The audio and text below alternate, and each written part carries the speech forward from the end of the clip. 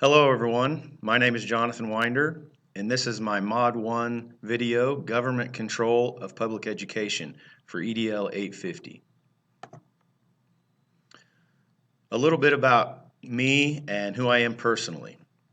I grew up in Troy, Kansas and graduated from Troy High School in 2002. I've been happily married to my wife Callie here for 14 years. Callie and I love the outdoors and enjoy staying active. At this time of year in the summers, you will see me enjoying my hobbies of golfing and biking.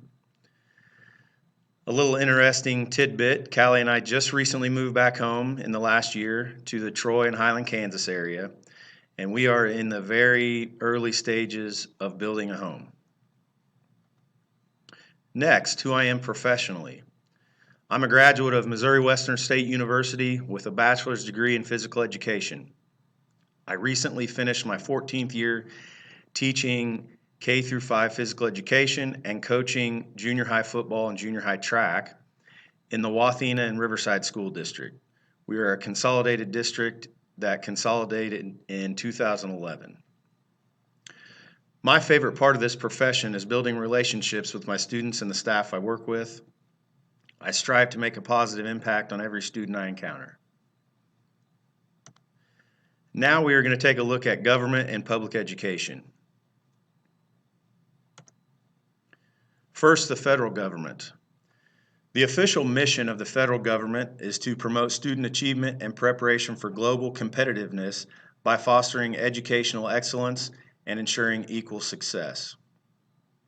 Some examples of the duties and responsibilities of the federal government in education. Number one is to ensure that no student is denied services based on race, ethnicity, gender, disability, or other protected status. Two, they're responsible for collection of data and research. 3, provide compensatory funding to facilitate access to educational opportunities for all students. 4, identification of problems in education at the national level.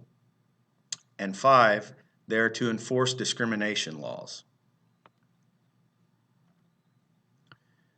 Next would be the state government. The definition of the state government would be to exercise primary accountability and oversight for government-run schools. Most include basic provisions for education, giving state governments the authority to establish their own departments of education and to pass laws governing school practices.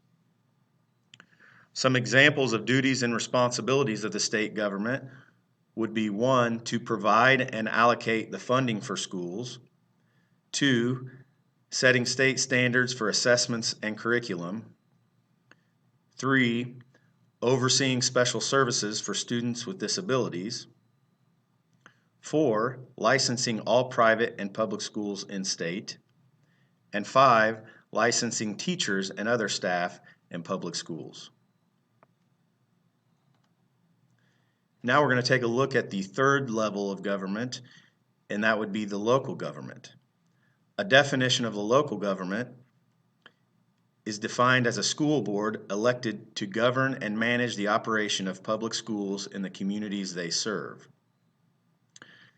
Examples of duties and responsibilities. 1 would be school budget. 2 would be curriculum. 3, they're responsible for approving the school calendar. 4, school boundaries and bus routes. 5, implementing school policies. 6, hiring and evaluation of the superintendent. And many of the things they do are based on recommendations from the superintendent.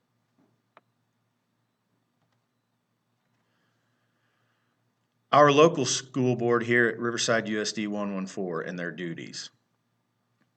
Our board promotes the success and well-being of our students and staff by making informed decisions that are best for students based on recommendations from our superintendent and administration. Next, they manage the school district by making decisions on all matters concerning personnel, policy, and expenditure of funds.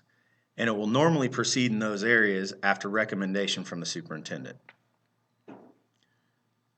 Next, our board should have no communication with the public about matters that happen inside the boardroom in executive session.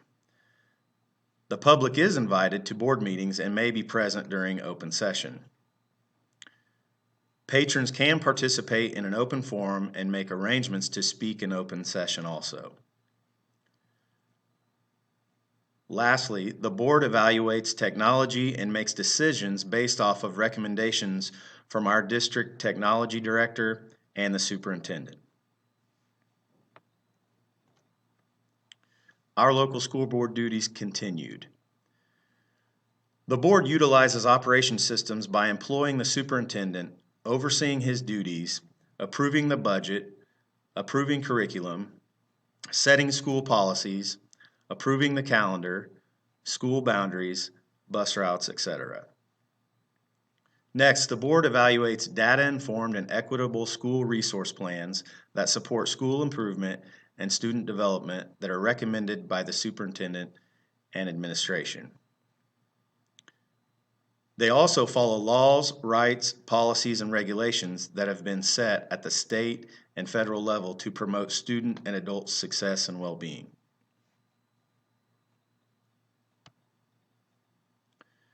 Next, we're going to take a look at my personal experiences with the three branches.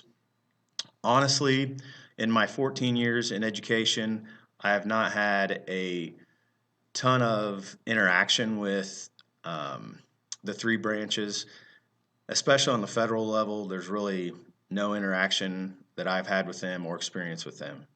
On the state level, I've dealt with them very little. One example of that would be my teacher licensure. I have to interact with them on the state level to get my licensing taken care of each time that is due. On the local level, it's a little bit different. Teaching in a small district, there's a bit of personal interaction with our local Board of Education. I have many of their kids and grandkids in school, so I see them out and about. I talk to them about their student when necessary, when they ask. In my 14 years teaching, I have never dealt with them about any professional issues, though. I've never had any reason to. They have never interacted with me. It has always remained in a professional way, and there's been no inappropriate communication or sharing of information or anything like that. So really, as far as all three levels are considered, very little. Basically, teacher licensure on the state level, and then interaction with local board members when it pertains to their student. Now taking a look at my standard correlation. This assignment was in direct correlation to PL06. It helped me better understand government and public education and how it works to improve management, communication, technology, school level governance, and data-informed and equitable resource plans, and to apply laws, policies, and regulations. I think it makes the most sense in my mind to put the order of importance in this order. 1, management. 2, operation systems to develop and improve data-informed and equitable school resource plans and to apply laws, policies, and regulations. 3, communication, and 4, technology. Relevancy. This assignment was very relevant to my current learning. I did not notice anything that needs to change as a result. I learned lots of new information. It greatly improved my understanding of the three levels of government because they are not something I have ever had to deal with before. Reflection. I think this assignment gave me an awareness of certain things that may come up in my career, but won't necessarily change the way I teach. This assignment will influence a few decisions that I make in the future as a school leader. I think it will help me utilize the three levels of government more efficiently and effectively in my future. It will also help me remember to always be a positive support to those who are working to improve management, communication, school governance, data-informed and equitable resource plans, and applying laws, policies, and regulations. Here are my references. Thank you so much for listening, and I look forward to meeting you all and enjoying this class with you. Take care.